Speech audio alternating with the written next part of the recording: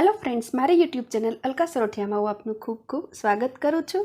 મિત્રો, આજે આપણે બનાવીશું ખમણ ઢોકળા, જે ગુજરાતની ફેવરિટ ડિશ છે અને ગુજરાતી દરેક ઘરોમાં લગભગ બનતા જ હોય છે। નાના મોટા બધા જ એને ખાવાનું ખૂબ જ પસંદ કરે છે।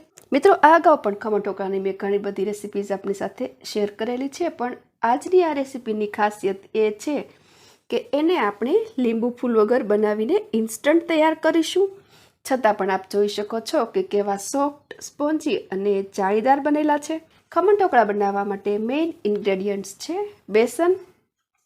મેં અહીં 1 કપ બેસન લીધેલો છે। કપને મેં આ રીતે ઉપર સુધી વ્યવસ્થિત ભરેલ છે। હવે જ્યારે આપણે આ રીતે ખમણ ઢોકળા બનાવવા હોય તો લોટને હંમેશા ચાળીને લેવાનો છે। એનું એ રીઝન છે કે ચાળવાથી એક તો એનું સ્મૂથ લમ્સ વગરનું બેટર બનાવીને તૈયાર કરી શકાય, બીજું ચાળવાથી એમાં એરેશન થાય, જેથી બેટર તૈયાર કરતી વખતે ફ્લફી બને અને ઢોકળા સરસ ફૂલીને તૈયાર થાય। બેટર તૈયાર કરીશું। બેટર તૈયાર કરવા માટે મેં 1 કપ બેસન સાથે 1 કપ છાશ લીધી છે। રિક્વાયરમેન્ટ મુજબ યુઝ કરીશું, બધી સાથે એડ નહીં, થોડી થોડી એડ કરીને મિક્સ કરીશું। અહીં મેં 1 કપ બેસન સાથે 1/4 કપ જેટલી છાશ યુઝ કરીને બેટર તૈયાર કરી લીધું છે। જો કોઈ કારણસર બેટર પતલું થાય તો તમે લોટ એડ કરી શકો છો, પણ લોટ હંમેશા ચાળીને જ એડ કરવાનો છે। તેમજ અહીં ખાટી અને ઘાટી છાશ લેવામાં આવે તો તેનો ટેસ્ટ ખૂબ જ સરસ આવે છે। હવે આ બેટરને ઢાંકીને થોડી વાર માટે રેસ્ટ આપીશું, જેથી આ સારી રીતે સેટ થઈ જાય। 30 મિનિટ્સ પછી આ બેટરની કન્સિસ્ટન્સી કંઈક આ મુજબની છે। જો તમારી પાસે ઓછો સમય હોય તો 10 થી 15 મિનિટ્સ માટે પણ આને તમે રેસ્ટ આપી શકો છો। જરા મિક્સ કરીશું અને હવે તેમાં એડ કરું છું ટીસ્પૂનથી થોડું ઓછું કે સ્વાદ મુજબ મીઠું, ચપટી હળદર। આ હળદરની ક્વોન્ટિટી ખૂબ જ ઓછી લેવાની છે। બધું સારી રીતે મિક્સ કરીશું। હવે આને સ્ટીમ કૂક કરવા માટે એક વાસણમાં પાણી ગરમ થવા માટે મૂકી દેવાનું છે। ને વાસણ ખરાબ ન થાય એના માટે એક ટુકડો આંબલી કે લીંબુનો મૂકવાનો છે। મેં નાનો ટુકડો લીંબુનો મૂકેલો છે। હવે આ ઢોકળા માટેની મેઇન પ્રોસેસ છે।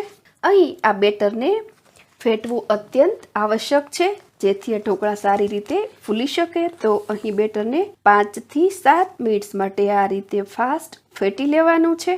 ફેટવાથી બેટર ખૂબ જ ફ્લફી બને છે। અહીં મેં 6 થી 7 મિનિટ્સ માટે આને સારી રીતે ફેટી લીધું છે। ફેટવાથી આની કન્સિસ્ટન્સી થોડી ફ્લફી દેખાય છે અને કલર પણ થોડો લાઇટ થઈ જાય છે। સારી રીતે ફેટી લીધા બાદ તેમાં એડ કરું છું ચપટી ઇનો ફ્રૂટ સોલ્ટ અને સાથે ચપટી બેકિંગ સોડા।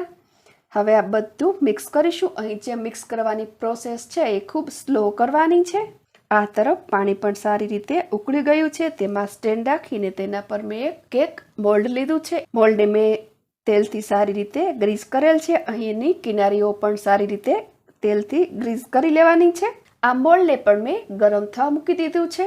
પાણી સરસ ઉકળી જાય ને મોલ્ડ ગરમ થઈ જાય એટલે એમાં તૈયાર કરેલું બેટર એડ કરીશું। બેટરની કન્સિસ્ટન્સી ફ્લોઈંગ છે એટલે એડ થતાં જે સારી રીતે સેટ થઈ જાય છે। હવે એનું ઢાંકણ ઢાંકીશું, પણ વરાળથી બચાવવા માટે ઢાંકણ પર મેં સફેદ કોટનનું કપડું બાંધી દીધું છે। મિત્રો, આ પ્રોસેસ પણ મહત્વની છે, જેથી ઢાંકણ પર વરાળના ટીપા બાજી જાય તો એ ઢોકળા પર ન પડે। ફાસ્ટ ફ્લેમ સેટ કરીને આને 15 મિનિટ્સ માટે થવા દેવાનું છે। 15 મિનિટ્સ પછી ઢાંકણ ખોલતા તમે સાફ જોઈ શકો છો કે આ ઢોકળા ખૂબ જ સરસ રીતે ફૂલી ગયેલ છે। ટૂથપીકની મદદથી ચેક કરતા ટૂથપીક સાફ આવે છે, મતલબ કે સારી રીતે ચડી ગયા છે। જોઈને જ ખ્યાલ આવે એ ખૂબ જ ફૂલી ગયા છે અને તેની કિનારીઓ સાફ છોડી દીધી છે। હવે સ્ટવની ફ્લેમ ઓફ કરી દઉં છું અને આને થોડી વાર માટે સાઈડ પર રાખી દઉં છું અને અનમોલ્ડ કરીને મેં કટ કરી લીધા છે। વઘાર કરવા માટે મેં 1 ટેબલસ્પૂન જેટલું તેલ લીધું છે। તેલ ગરમ થતાં જ એડ કરું છું ટીસ્પૂન રાઈ। અહીં રાઈનું પ્રમાણ ચડિયાતું જ લેવાનું હોય છે અને રાઈને સારી રીતે ક્રેક થવા દેવાની છે। રાઈ સારી રીતે થતાં જ એડ કરું છું 2 નંગ લીલા મરચાં, લાલ મરચાં, મીઠી લીમડી। હવે તેમાં અડધા કપ જેટલું પાણી એડ કરી દઉં છું। પાણી ઉકળતા જ તેમાં એડ કરું છું 1.5 ટેબલસ્પૂન જેટલી ખાંડ। જે પ્રમાણે સ્વીટ સ્વાદ પસંદ કરો છો એ પ્રમાણે ખાંડ એડ કરી શકાય। અહીં આ પાણી ઉકળી જતાં જ તેને ઢોકળાના પીસીસ પર રેડીશું।